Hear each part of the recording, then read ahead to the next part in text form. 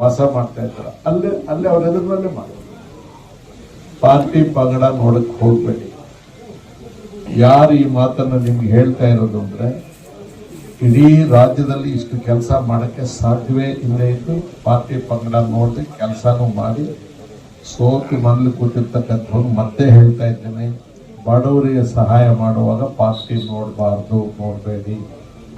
ತಪ್ಪು ಯಾರಾದ್ರೂ ಮಾಡಿದ್ರೆ ಅವರೇ ಪಶ್ಚಾತ್ತಾಪ ಪಡ್ಕೊಳ್ತಾರೆ.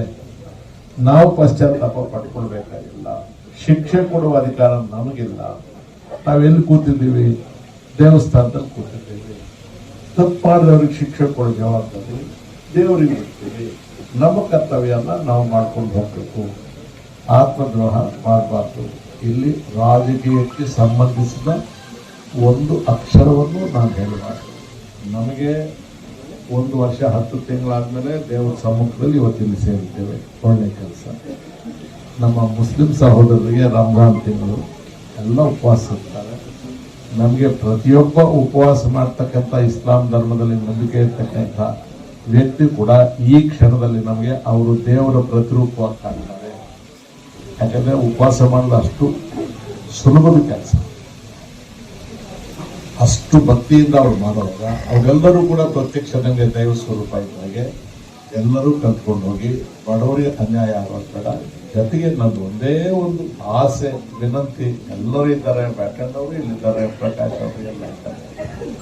ಆ ಸ್ಟೇಡಿಯಂಗೋಸ್ಕರ ವಿಶೇಷವಾಗಿ ಹಣ ತಂದು ಅಲ್ಲಿ ಎಲ್ಲ ಸೌಕರ್ಯಗಳು ಕೂಡ ಜಿಲ್ಲಾ ಮಟ್ಟದಲ್ಲಿ ಇರಬಾರ್ದು ಅಂತ ಹೇಳಿ ಮಾಡಿದ್ವಿ.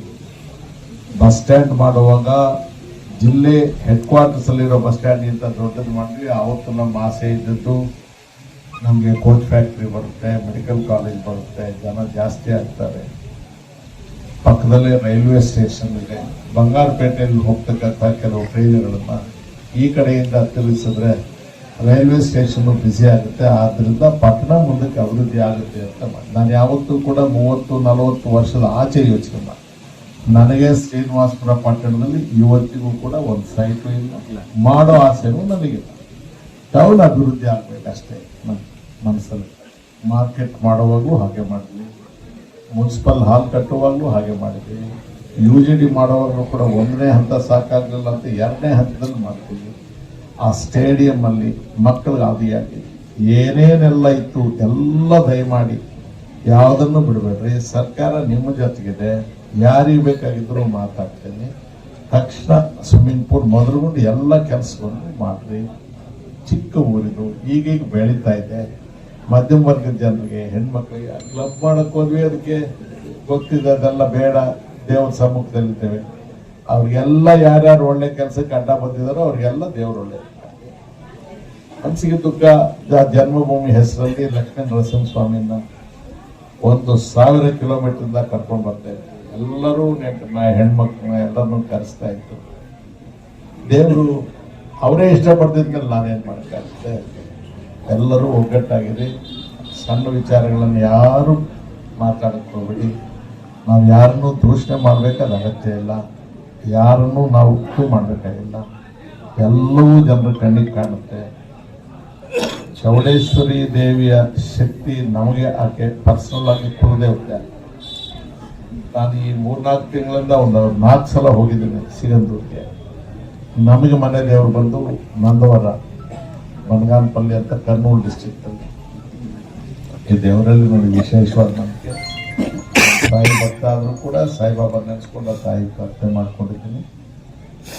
ಯಾರು ಯಾರನ್ನು ಏನು ಅನ್ನಕ್ಕೆ ಹೋಗ್ಬಿಟ್ರಿ. ಇವತ್ತು ಒಳ್ಳೆ ದಿವಸ, ಇಲ್ಲಿ ಸೇರ್ಬಿಟ್ಟಿದ್ದೀವಿ, ಒಳ್ಳೇದಂತ ಮಾತಾಡ್ಬಿಟ್ಟಿದ್ದೀವಿ. ನಮ್ಮ ಕೆಲಸ ಏನಿದೆ ಬಡವ್ರ ಕೆಲಸ ಮುಂದುವರಿಸ್ಕೊಂಡೋಗಿ ಇನ್ನೂ ಮಾಡೋಣ. ನಮ್ಮ ಕರ್ತವ್ಯ ನಾವು ಮಾಡ್ಕೊಂಡೋಣ. ನೀವೆಲ್ಲರೂ ಇಷ್ಟೊಂದು ದೊಡ್ಡ ಸಂಖ್ಯೆಯಲ್ಲಿ ಇವತ್ತಿಲ್ಲಿ ಬಂದಿರೋದು ನನಗೆ ಬಹಳ ಖುಷಿ. ಆಮೇಲೆ ಇತ್ತೀಚೆಗೆ 1-2-3 ತಿಂಗಳಿಂದ ಅದೇನು ಜಮೀನು, ತೋಟ, ಸ್ವಾಮಿ ಕೋತ್ಲೆಂಟ ಏನು ಹೋಗೋದಿಲ್ಲ. ಚೌಡೇಶ್ವರಪ್ಪನ ಪಾದ ಮೇಲೆ ಪ್ರಮಾಣ ಮಾಡಿ ಹೇಳ್ತೇನೆ, ನಾನು ಯಾವ ತಪ್ಪು ಮಾಡಿಲ್ಲ. ಒಂದೇ ಒಂದು ಕುಂಟೆ ನನಗೆ ಬೇಕಾಗಿಲ್ಲ.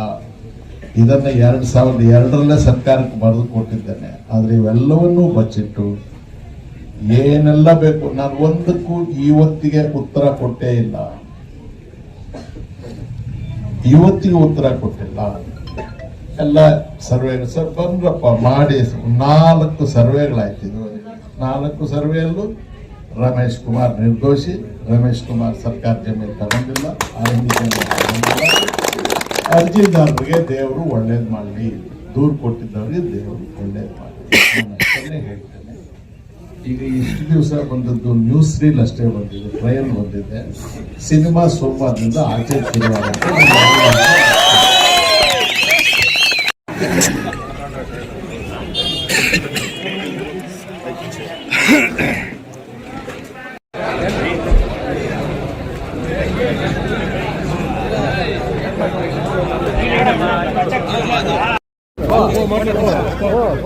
ಮಾತಾಡ